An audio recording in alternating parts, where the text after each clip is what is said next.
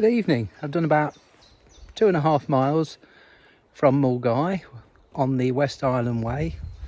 Got up on the train from Leicester, and it's now about 6 o'clock in the evening, and I come to this land here. There's a sign tells you about it. It's owned. It was a buyout from the landowner, and people have been building cabins here and camping here on this land for like 100 years or something. And there's a big sign up. It just says no fires, no rubbish and all that. It doesn't say anything about no camping. So I've come down off the path a bit, which is up there where that cabin is, and found a nice little spot here. I mean, it's in the woods, a bit sheltered, not ideal, but I don't want to push on. I need a rest. So after that long, arduous train journey, God, that was getting on my nerves. That was bloody 4.5 hours on one train, about half an hour on another, and about 45 minutes on another. Blimey, that was a long train journey. Anyway, I'm going to rest. There's a little tiny stream there. If I need any extra water, this will need filtering. But I'm going to pitch my tent just here, look, where my pack is. So speak to you in the morning, if not later. So all fed and watered, and starting to relax a bit now and get ready for the walking proper tomorrow. But so what I'm intending to do is the Rob Roy Way, and the first day from Mulgai is on the West Highland Way, and then you fork off heading north east on the Rob Roy Way, and hopefully I'll reach Pitlochry on the A9, where I can get the train back down to Edinburgh and back home to Leicester. Anyway, we'll see how we get on this route. Should be fairly easy going, and hopefully the weather will stay good for me. See you in the morning.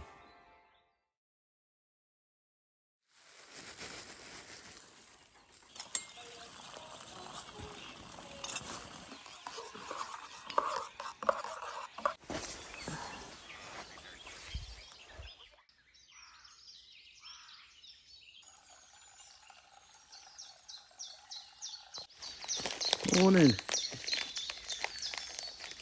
I had a pretty comfortable night's sleep, and just listening to all the wonderful sounds in the night last night. We had the cuckoos going until dusk, really. That was fantastic. So they're my first cuckoos this year. None yet this morning. And then all the bird song this morning, that's been wonderful. And the sound of a bumblebee as it buzzed right by the tent, and also probably a buzzard. You could hear the flapping of its large wings as it flew through the tree canopy here.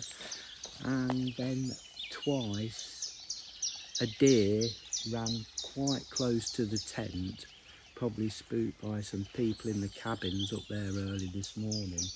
And you could just hear it leaping through the undergrowth, and you could feel the vibration of its hooves on the ground as it ran through the woodland.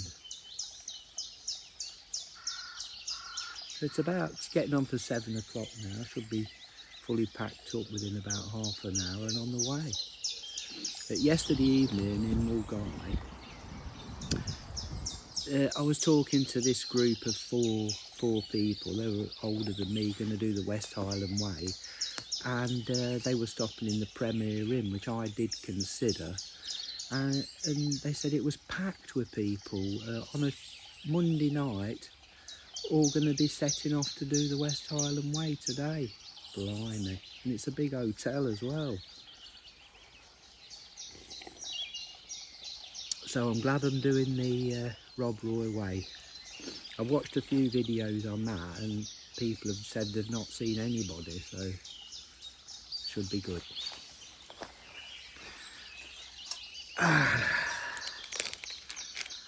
Just a cereal bar for breakfast this morning and a coffee, and it's about 8 miles to the village, and probably by the time I get there there'll be somewhere open. I can have something then. Catch you later.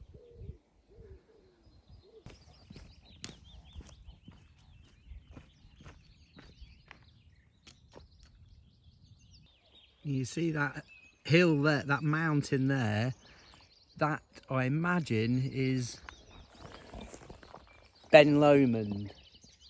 And when I was about 22 years old, I was on a road trip with my brother in a little Fiat Panda, and we went out onto the Isle of Mull, and we were just like you do when you're young. You don't really know where you're going here and there, and we walked up Ben Lomond, the first proper mountain I ever went up. And I haven't been up many mountains in Scotland, but that was the first. And I was just imagining that day, thinking about it, you know, and I was wearing little plimsolls, my jeans, a woolly jumper.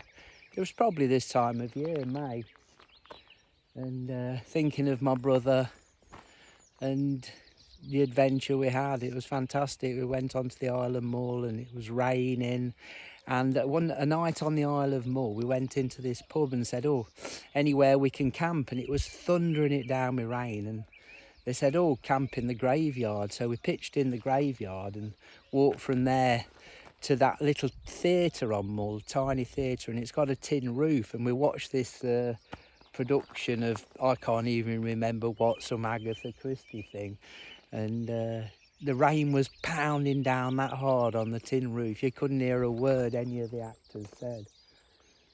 So that's a fantastic memory from all that time ago when I was young and youthful and full of energy. Ben Lomond.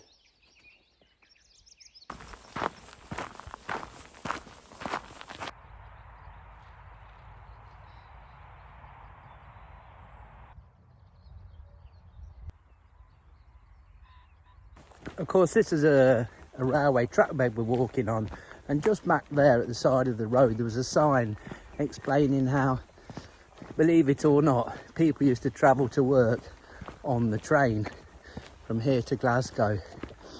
And it reminded me of a story that my mother used to tell me of when she was a teenager, and she had one of her first jobs in Leicester, and she lived in Ullersthorpe, and at that time there was a train line there as well, so she used to travel to work, to the office as a typist on the train. But my mum, she always struggled to get up early. She loved the bed, and if she missed the train she'd go back home, which was a few hundred yards down the road in the village, and her mother would make her cycle to Leicester, which was about 15 miles each way on a cronky old bike to get to work. And my mother had to do it several times.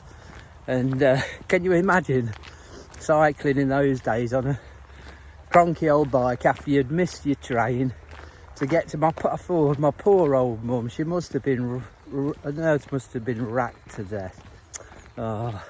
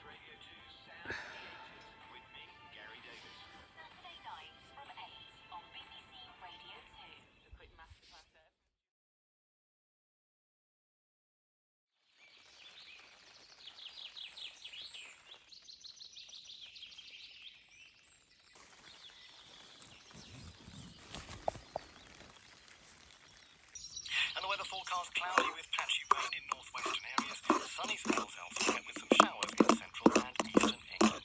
BBC News at next stage. Thank you, Adam.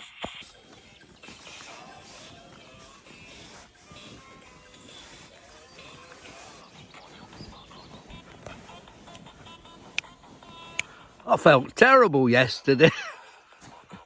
It must be my diabetes. I feel a bit better today. When I set off on shut up now. When I set off on to catch the train, just before I left, I had a bloody back seizure. The muscles up each side of my lower back completely cramped up. I could hardly bloody walk, but I thought, oh, I'll go anyway, see how I get on. I could always come straight back. And yeah, you know, so I left Milgay. Weren't too bad, but by yesterday afternoon my back was killing me, and if I sat down I really struggled to get back up. But I've had about 8 or 9 hours sleep last night, and I feel quite a bit better really. So we're getting packed up now and we'll get on the way.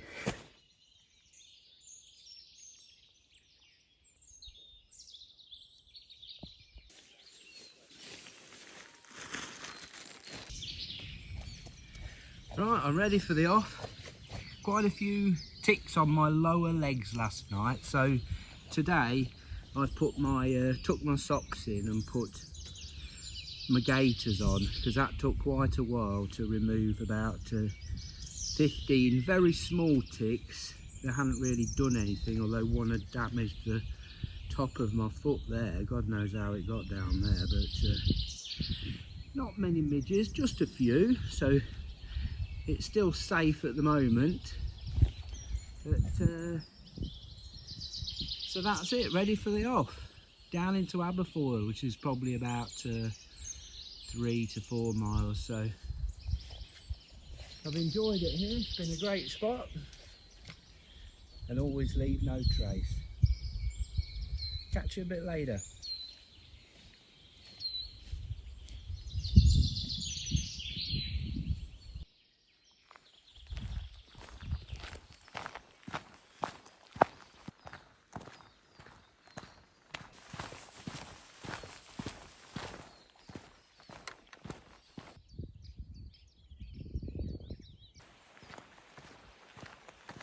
You know, on this trip I bought my thick down coat and my down trousers with me, and I'm glad I did. I mean, it's probably around 7 or 8 degrees overnight, but my body just doesn't produce the heat it used to.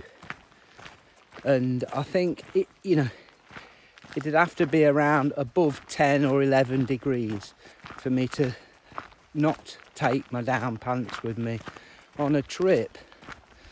So that's a sort of a growing development over the last few years, that I just feel so much more comfortable at night if I've got those down trousers and a thick down coat to help me maintain my body temperature. So I'm pleased I bought those.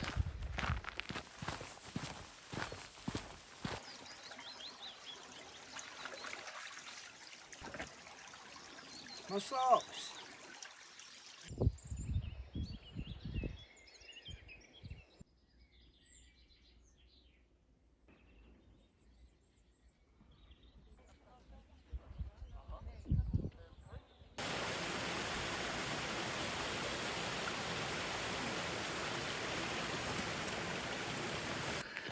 Back on the forest trail, man. Shit. Had a nice hour and a half in Aberfoyle, outside the traditional cafe, which served me another traditional full Scottish breakfast. And it was an enjoyable time spent talking to 2 individual cyclists, one cycling from Derby to Cape Wrath off-road, and found the Pennines very tough, and a girl from Canada cycling from Oxford to Cape Wrath, and the third was a chap much more like myself from Warwick. So hi there. And he was doing the Rob Roy Way like myself. So after we left Aberfoyle though, I stopped to take a shot of the beautiful waterfall there, and he carried on, so maybe I bump into him. But this section is a little bit confusing, as on the website the Rob Roy Way, a section of it's closed due to tree felling, and I've taken the diversion even though there were no signs.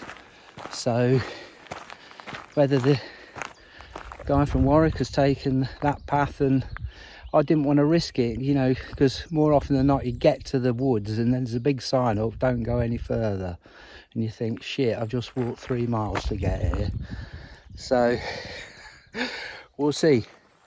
Anyway, the journey continues.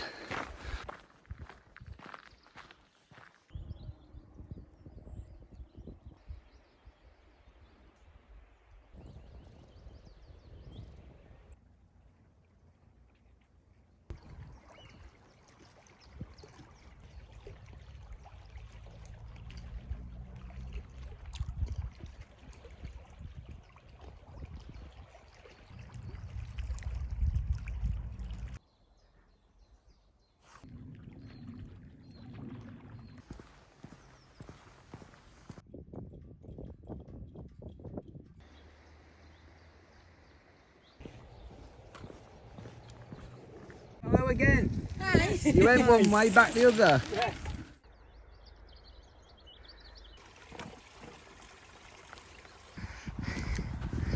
Simon Stone. I climbed up this minor hill that's off the Rob Roy Way to check it out. Look at that beast rocking on there.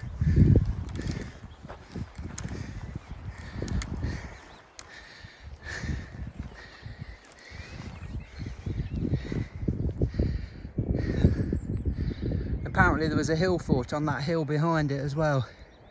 You can just about make out the ramparts and stuff.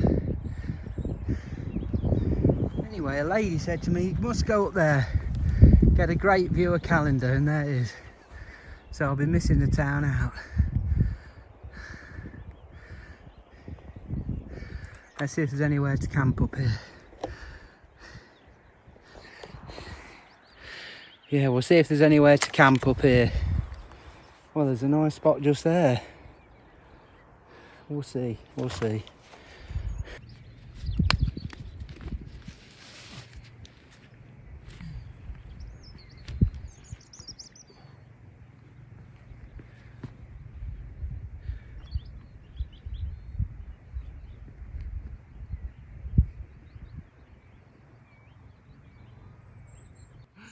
I had to do that twice.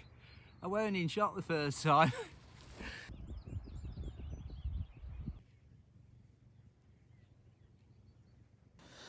Oh God! Oh, can I get up? Oh, me back! God! Oh dear! Bloody hell! Oh well, today's hike is. Oh, hold on a minute, me back. Stretch my legs out. Oh, today's hike is yeah, down into Aberfoyle. Yeah, that was quite nice. A very minor forestry track, and I enjoyed it in Aberfoyle, where I sat at a cafe and had a full Scottish breakfast. So then I climbed up over another set of hills and down the other side to that lock that you saw earlier, and that was all forest roads over that hill for miles and miles. It's okay. I prefer walking on the proper ground, you know. And then it was a few miles along a very minor, and there was only a couple of logging lorries come along it and a car, but about 5 miles along a minor dead-end road, which is not really my cup of tea either. And then I see this hill, and I spoke to a lady, and she said, "Oh, you've got to go up that hill, Simon Stone overlooking Calendar." She says that's brilliant. And so although the Rob Roy Way doesn't come this way, I thought, well, it's not a massive hill, I'm going to go up there, and by the time I'm going to get up there it'll be about camping time. And found a nice spring on the way up as well, and I've absolutely seen nobody up here, although it is a local viewing point. There's some nice short grass, but a lady did come up and she said, "Oh, I live down there in that house," and she was walking her 2 wee little dogs, and obviously comes up here regularly. I says, "Oh, I was thinking of camping," and she says, "Oh, don't worry, dear, don't worry, lots of people camp up here in the summer, you'll be fine." So got the big thumbs up from a local, so that's that was good. So just had sandwiches again for dinner tonight, and a mixed fruit salad and biscuits and coffee, and I think I'll get myself another drink now and listen to the radio. So we'll catch you all in the morning. Night. Now then, you might be interested in some total waffling bollocks, but on the way up here I shared a quite a long train journey with a pretty wild late 20s girl who'd lived a bit, and we got on pretty well, surprisingly. You know, I was a little bit worried to start with, as she just plonked herself next to me, and she was head to toe in tattoos and piercings, but we got on surprisingly well, and she was interested, and she was interested in what I had to say as well. But anyway, at one point she said, "Oh," she mentioned, "Oh, beds on trains." I says they do have beds on trains. And which made me think of a time when I was a teenager, and I travelled to Rome on a train, and I had a couchette, and I remember, you know, I think there was like 4 couchettes in 4 beds in a compartment, and anyway, I just got into bed, and it was pretty hot, and the train was rocking, and you know, I was a young guy, and the next thing you know, the compartment door slides open, in comes this girl and just jumps straight in my bed on the train, you know. And I can't say that anything happened. Unfortunately, at that time in my life, I was a tiny bit scared of girls. I had a good time when I was a lot younger, but I went through a period of a few years when I was a bit worried about them, but I soon got over that. Nerves, let's say. But anyway, she bloody spent about an hour in my bed, and then just got out and left. And well, there you go. That's beds on trains for you, isn't it?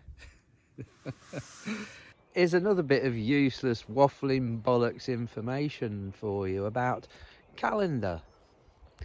Now here's Calendar down here, and the lights are starting to come on, but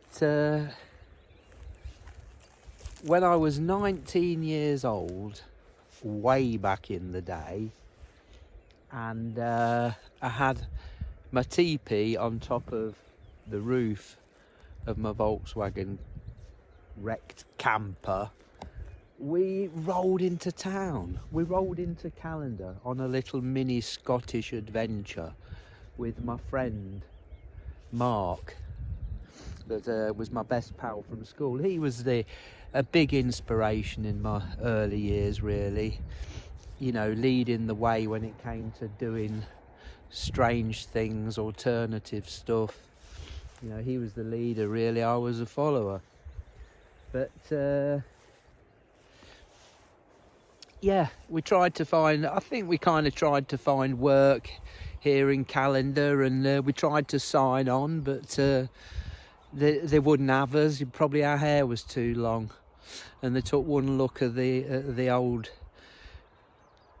Volkswagen with the teepee on the roof parked outside and thought, no, we don't want that lot round here. So anyway, we just sort of hung about a bit and went back down to England. But a bit later on in the trip, we'll be passing by another location we visited on that same trip, and I'll tell you about that then. So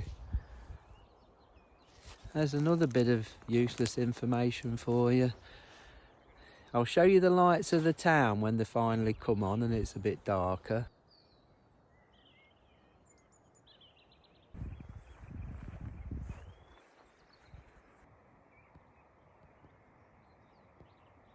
Grace Jones' Slave to the Rhythm. A lot of people's favourite Grace Jones tune.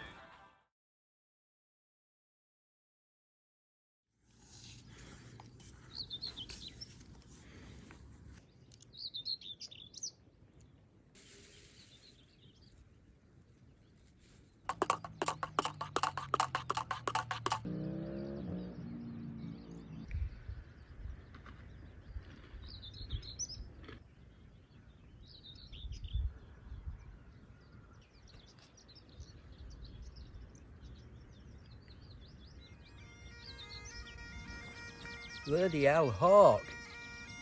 I can hear the bagpipes. Somebody's playing them down there. Let's go check it out.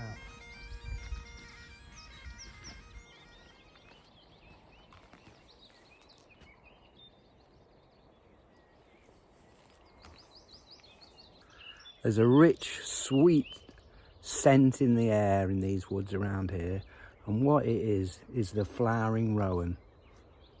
Oh, such a rich aroma.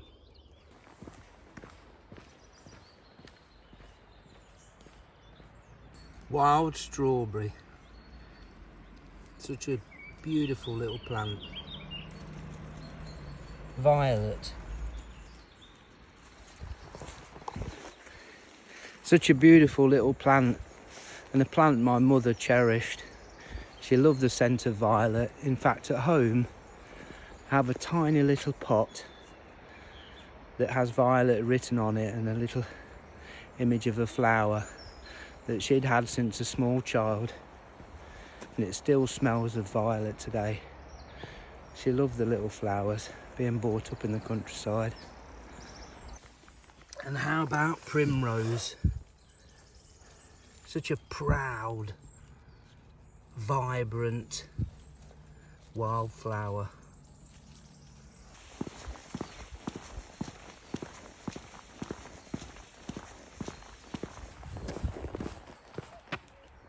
Hark the cuckoo.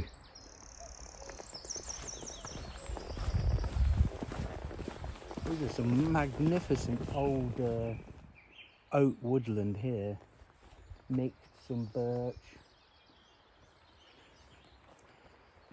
And here's the hiker I met the other day coming along behind me. Hi, how you doing? All good?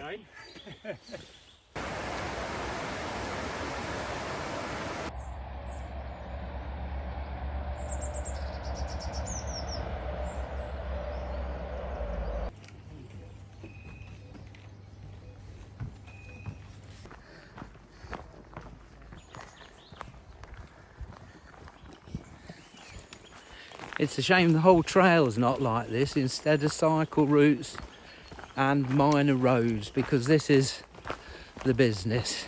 Proper little track through the woods.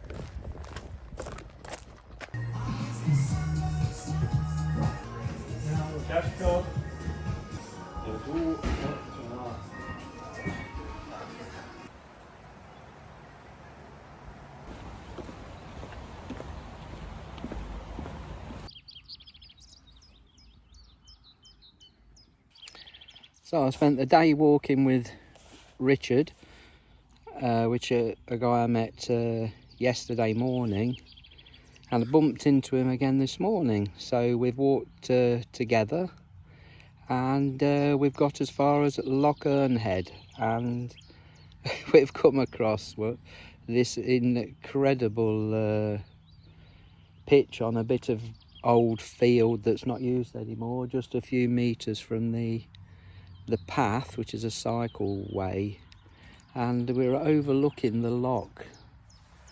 And I'm going to pitch here, and Richard's over there just getting his tent up. It's about 4:45 now, so there's some water about 100 meters back there, so it is looking like it's all good. It's all good. The weather's good. It's an even better view than last night. The view of the lock, wow.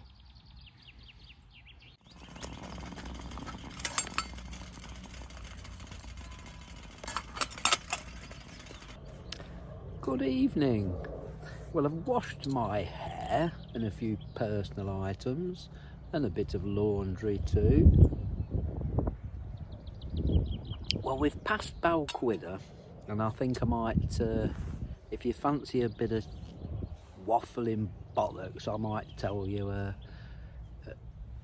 little bit more about the story of my visit up to Scotland in the camper van with the teepee on the roof. Well, we've passed Balquhidder today, and we arrived in Balquhidder. It was damp, drizzly, rainy, a bit cold.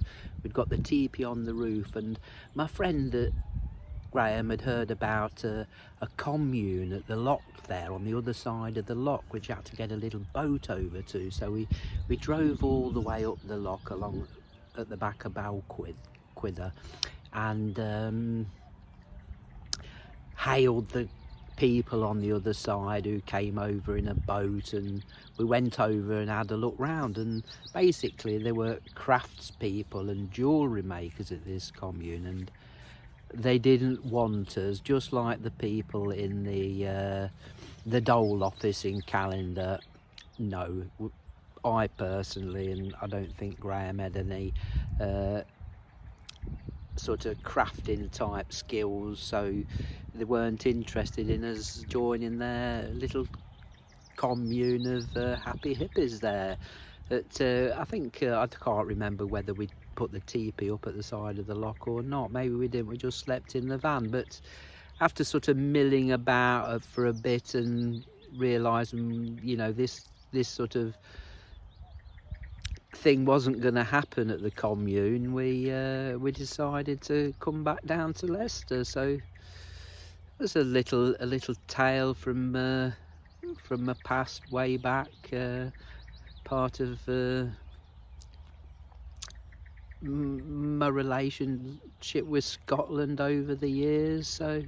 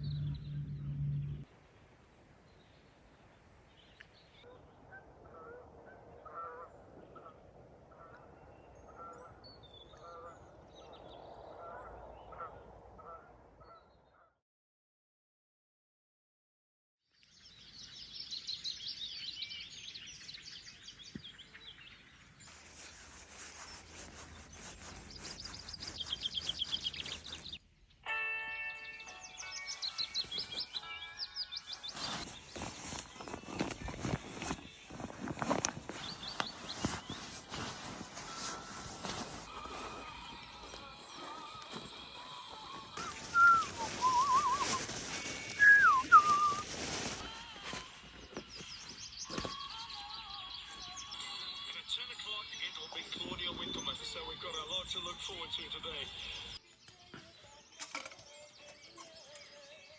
19 Celsius in Cardiff, 18 in London, 17 in Edinburgh, and 16 in Belfast. BBC News, it's 7. Thank you very much.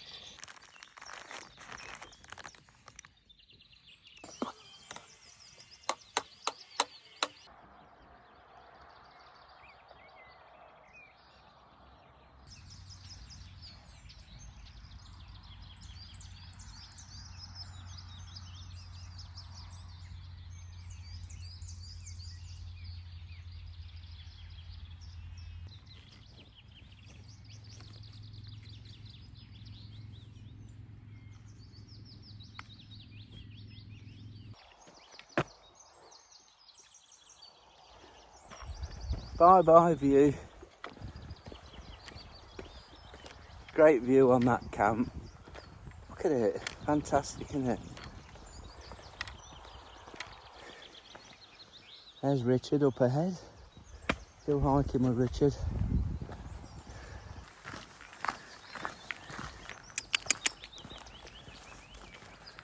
Yeah, it'd be kind of nice to look back, Richard, and think, yeah, I've walked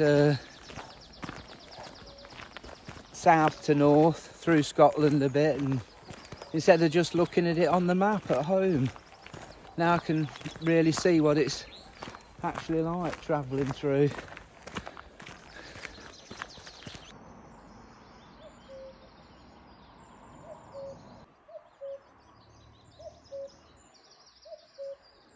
That's the closest to a cuckoo yet. You know, I was beginning to think that you can never get near them because they always seem to be exactly the same distance from where you are, off on a hillside, up some gully. But no, that cuckoo was calling just above me here. Wow.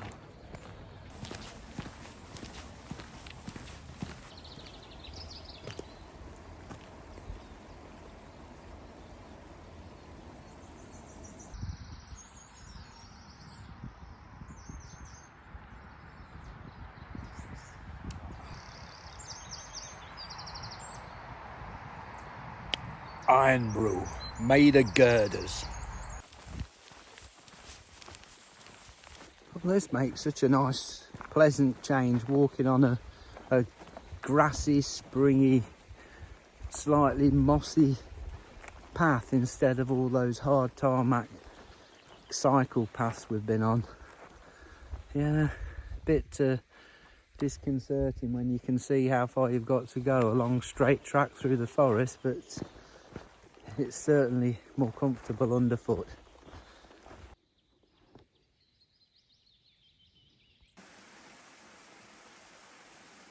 Yeah, we've just had lunch by the whiskey pipeline, replenished our bottles.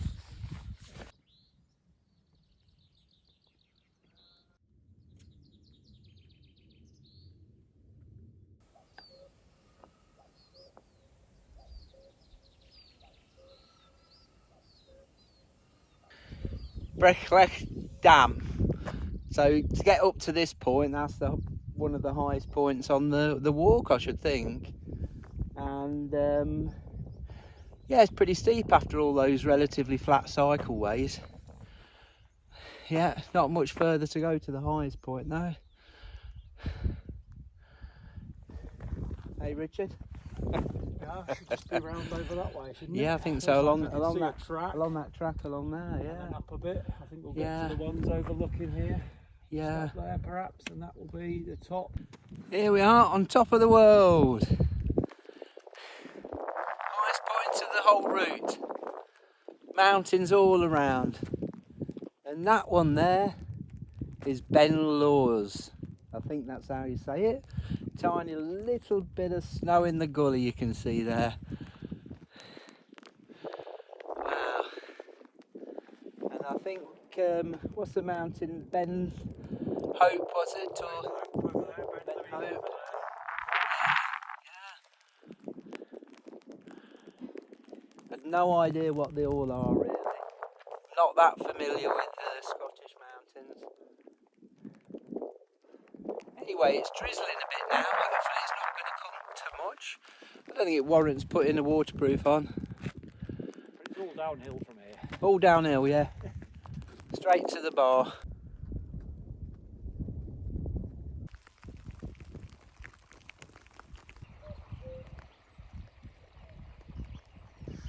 So this is an area of old shielings which presumably were like little huts with a heather roof, maybe some bit of timber over it and a bit of heather. They're like a summer settlement. This one here on the left, that's you can see that pretty well. Pretty good, eh?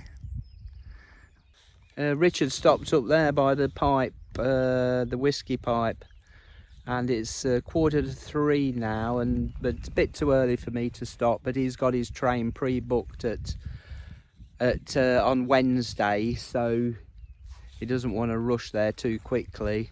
So I'm carrying on, and just down here by the lock there's a hotel. Yeah, I'd probably go there and see what happens, take things as they come. Probably think about stopping about 5:30, so.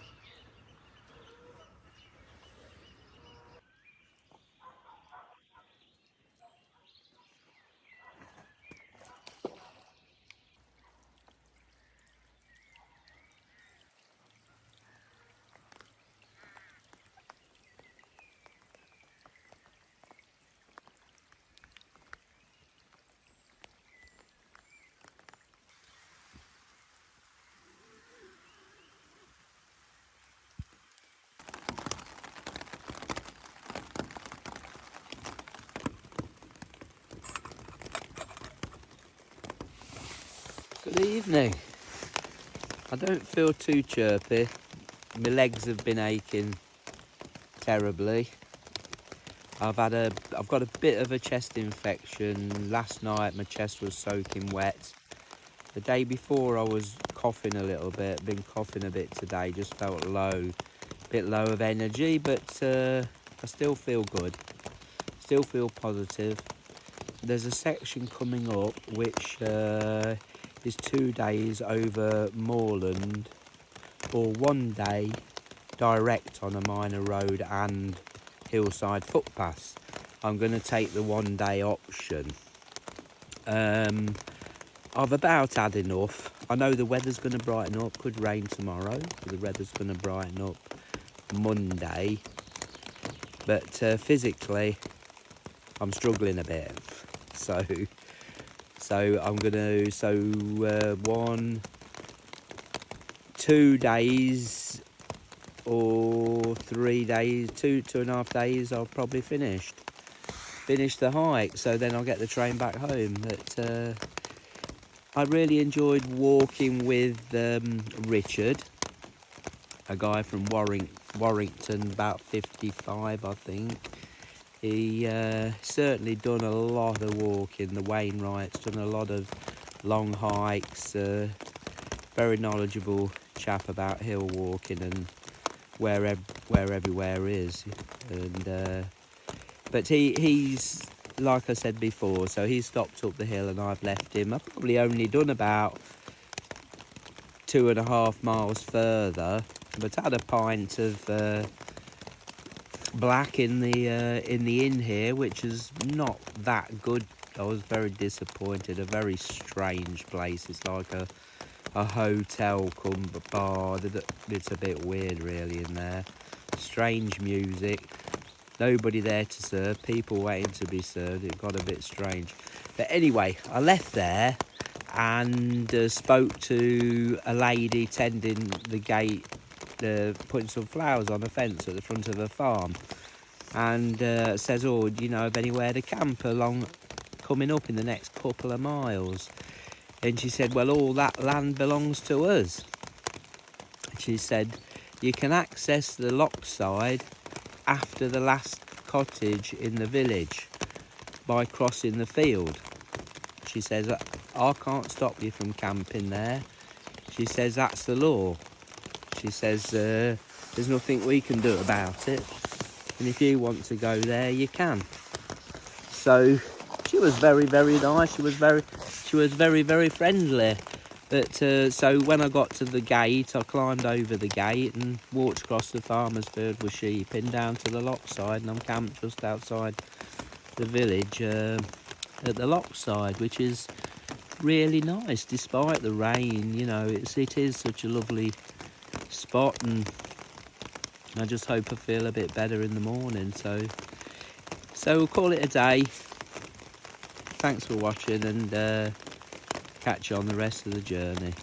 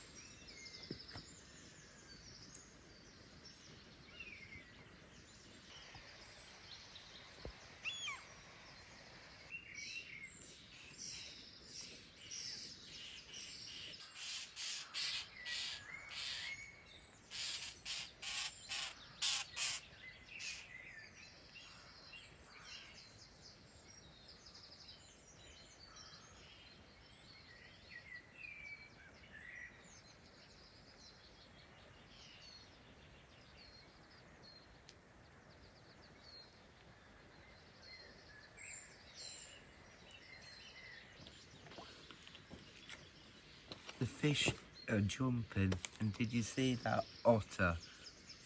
It's fantastic. I can hardly talk. I feel a bit better this morning, but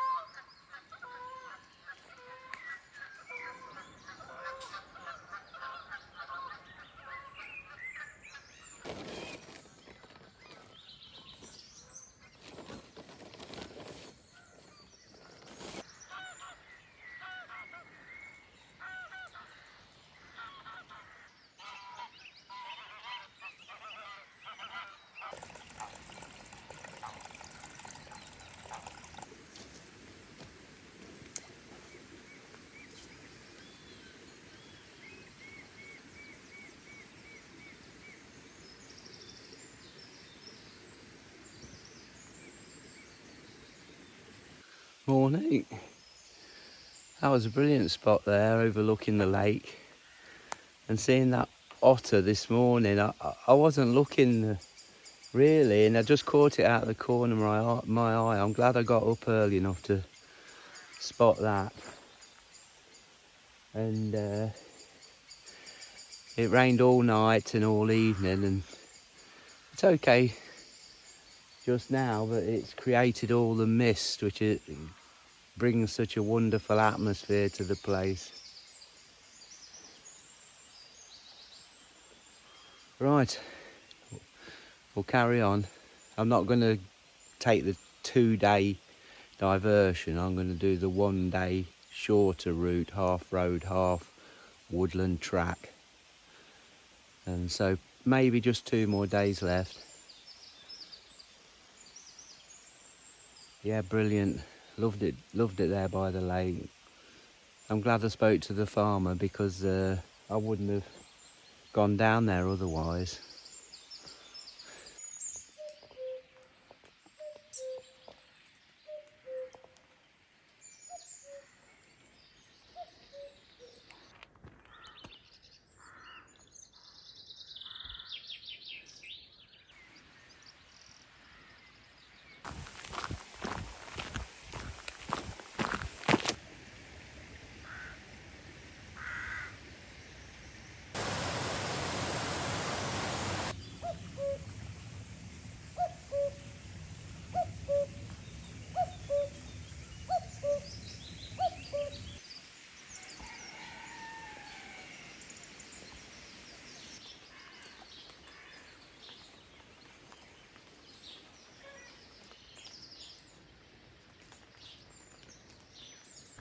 These big trees along here are all in flower, and I was just wondering myself, what is that beautiful smell?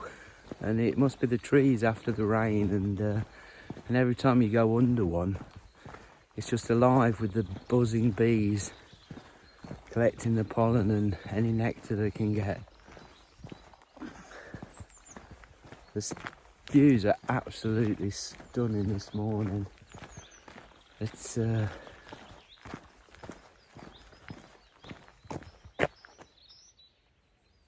just can't believe it, you know. You can't imagine what it's like to live here, you know. Obviously the beauty must wear off. You get used to it. I mean, the farmer at the lady at the gate, she did say to me, we're really lucky to live here. And the people always say that when you talk to people that live in a place like this. We're really lucky. I feel lucky to live where I do, but I don't know anything else. It's nice to come and appreciate. It's nice to come and appreciate the beauty, isn't it?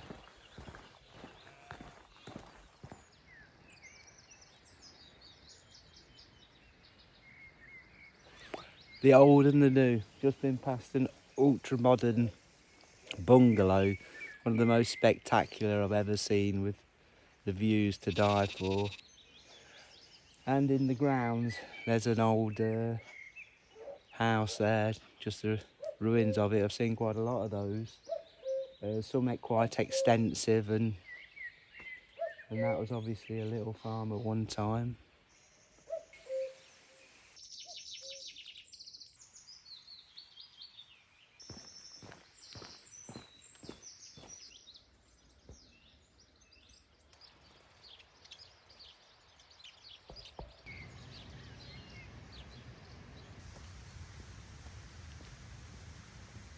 Just talked to an old boy at a farm. At his cottage gate used to be a tenant farmer. His son does it now. He was just tending the garden early in the morning. He says, I hate gardening. He says, but if you don't do it, people will think you're a lazy bagger. And anyway, why I was talking is I've seen evidence of beavers, trees chewed down, and all the chippings round a half chewed tree. And I was talking to the guy, and I told him I seen an otter this morning, And he said, "Are you sure it when they a beaver?" I said, "A beaver?" He says, "They're everywhere. They spent loads of money planting trees, and now they're spending loads of money to pay for beavers to chop them down." Anyway, I'll have to have a closer look at the video later. I mean, it was on its own, and I'd have thought it was probably an otter. I couldn't really see, I ain't got my glasses on, but we'll check.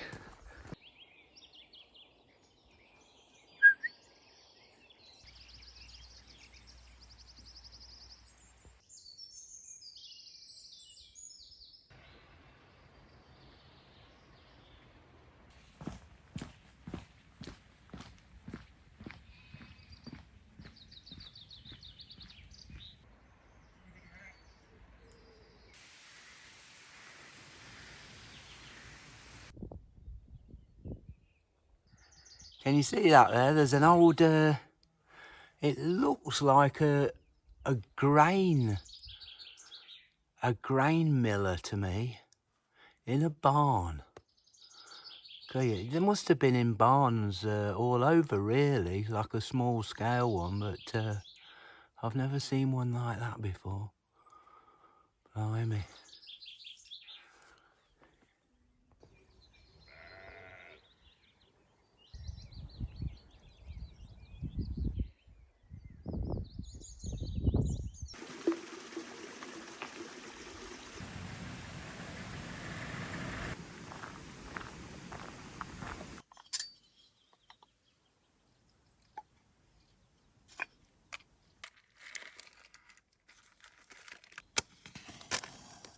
I think I made the right choice not going over the moors, apart from the fact that I've not felt too well.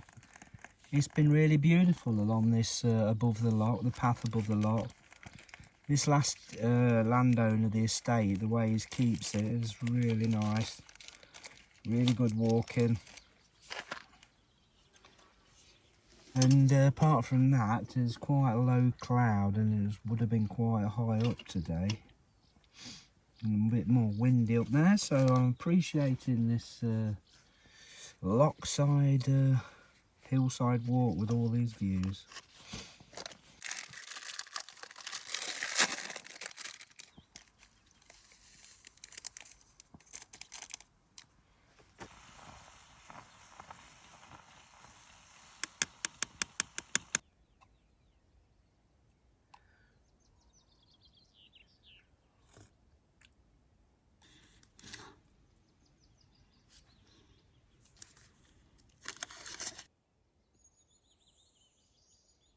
You know what?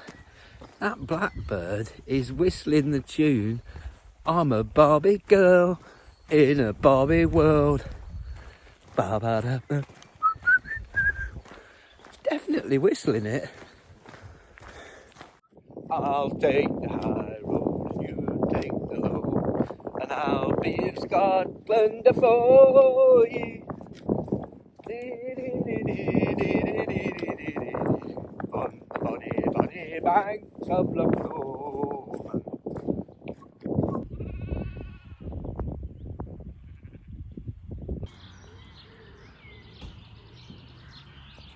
Good evening all. I'm on the campsite in Aberfoyle, and I've not felt very well today at all. Didn't feel too bad this morning, but this afternoon gone right downhill. So I'm on the campsite. I've had a shower, had a good meal in the pub, steak pie, and then a pudding as well, which was very, very nice, and a pint of Guinness. So it's 7 o'clock now, and I'm just going to have a hot chocolate and go to bed. I've booked the train tomorrow. I've booked the late train, 11 o'clock at night from Pitlochry, basically because there's only 2 changes. It goes all the way to Crewe overnight, so I'll be able to sleep really from 11:30 till 6:30 in the morning, and then change at Crewe for Nuneaton, and then Nuneaton to Leicester, home by 8 o'clock. So some other trains it were like 5, stops, 4 stops, a lot dearer. I got this one for 82 quid. So that's that sorted. Opted for the easy option. So tomorrow morning I'll get up a bit later, go and have some breakfast just up the road in a cafe or something, and then take my time to do the 10 miles over to Pitlochry. That's that one done. If I survive the night, I might have bloody COVID or something. I don't know, my throat's swollen right up. Just feel bad. But anyway, I think I can manage to keep going. Probably feel better in the morning. Anyway, keep your chin up and we'll see what we can do. All the best to everybody. Cheers. I spent ages talking to a bloke this morning, an old boy, the one that told me about the beavers. And last night, about a few miles up the road, I spent quite a while talking to a younger man, a bit younger than me, a little bit. And I realised they were probably father and son, because they're both exactly the same brown, go outdoors, fleecy tops on, and I happen to have one as well. And they were of a similar stature as well, and obviously they really like to chat. And the old boy said to me that he helps that he was a sort of tenant farmer or worked on farms, and I get the impression that's what his son does as well. So just a little note of interest there about those people I spoke to.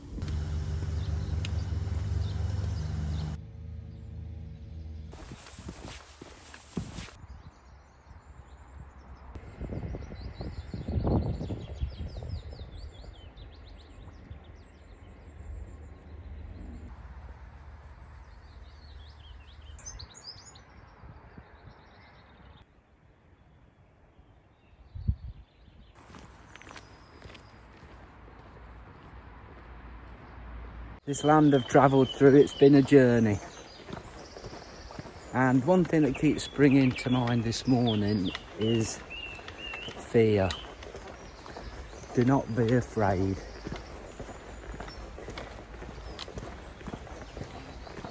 Man is not an island.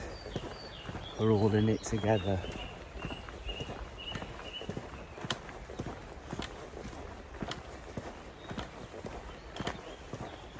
Take the leap into the unknown. A wild camping adventure.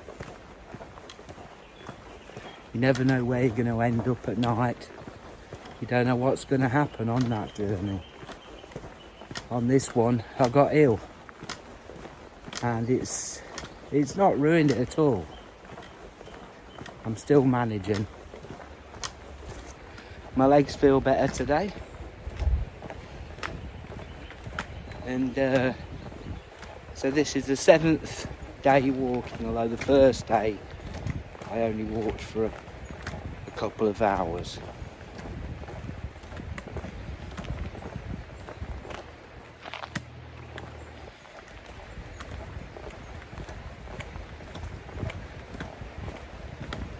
I think if you're thinking of doing a trip like this is just a small thing. But it's achievable by anybody. And I think one thing that puts a lot of people off is what's going to happen. You know, you can plan it. I've met people, they're picked up in, the bags are picked up, everything is planned. I've never really done it like that. And, so It's a holiday, that's for sure. It's a holiday. We're just talking about something different here. A wild camping adventure. The unknown. So don't be afraid. Take a leap. Pick a small route. An easy route.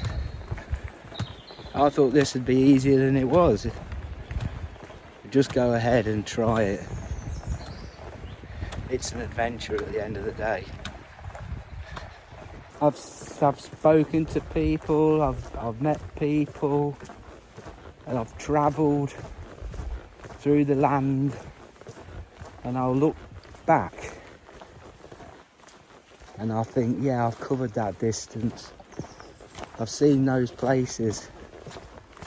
I've enjoyed it. I've felt what it's like to be there. I may have seen a beaver. I've seen a lot of things. I've seen lots of birds. Everything that life has to offer in its abundance in spring. Blooming, it's all there. All of life. And I'm glad to be a part of it.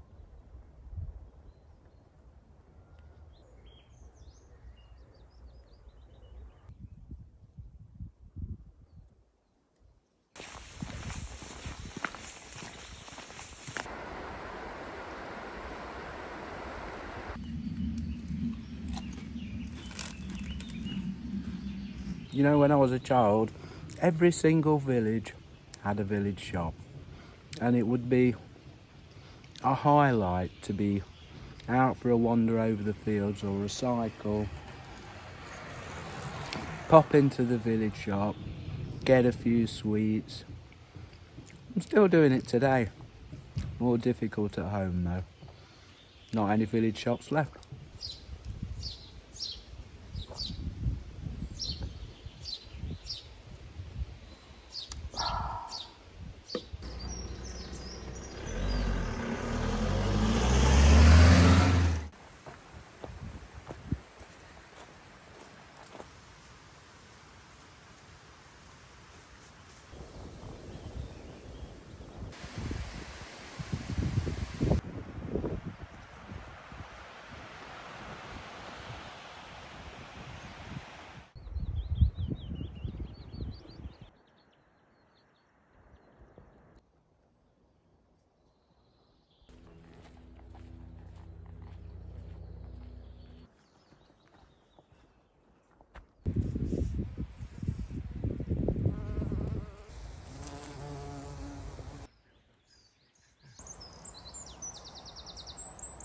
There it is, Pit Lockery, the end of the walk.